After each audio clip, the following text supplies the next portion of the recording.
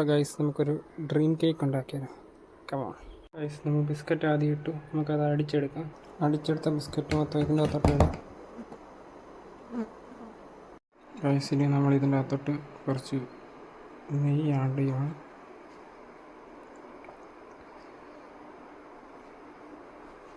നെയ്യ് ആഡ് ചെയ്തിട്ട് നല്ലപോലെ മിക്സ് ചെയ്യണം.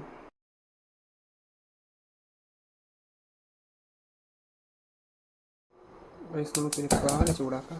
പാല് ചൂടാക്കി കഴിയുമ്പോൾ ബാക്കി നമുക്ക് ഇതിൻ്റെ അകത്ത് നാരങ്ങ പിഴിഞ്ഞിടാം.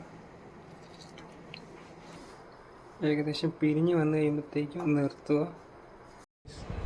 ഇത് എന്നിട്ട് നമ്മളിങ്ങനെ ഒരു തുണി എടുത്തിട്ട് ഇതിൻ്റെ അകത്തോട്ട് വെച്ച് ഇങ്ങനെ ഒഴിക്കണം.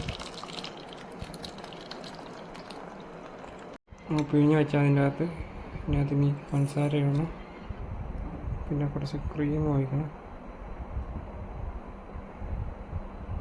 ഇതിന് നമുക്ക് നല്ലപോലെ അടിച്ചെടുക്കാം. ഇതുപോലെ ആയിട്ടുണ്ട്.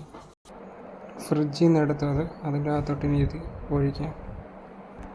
ഇതിപ്പോൾ ഒഴിച്ച് സെറ്റാക്കിയിട്ടുണ്ട്. നമുക്ക് ചോക്ലേറ്റ് മെൽറ്റ് ചെയ്യാൻ വെക്കാം. ഏകദേശം ചോക്ലേറ്റ് മെൽറ്റായി വന്നിട്ടുണ്ട്. നമുക്കതിൻ്റെ അകത്ത് കുറച്ച് ക്രീമും കൂടെ ഒഴിച്ച് കൊടുക്കാം. ഇത് നല്ലപോലെ ഒന്ന് ഇളക്കിയെടുക്കണം.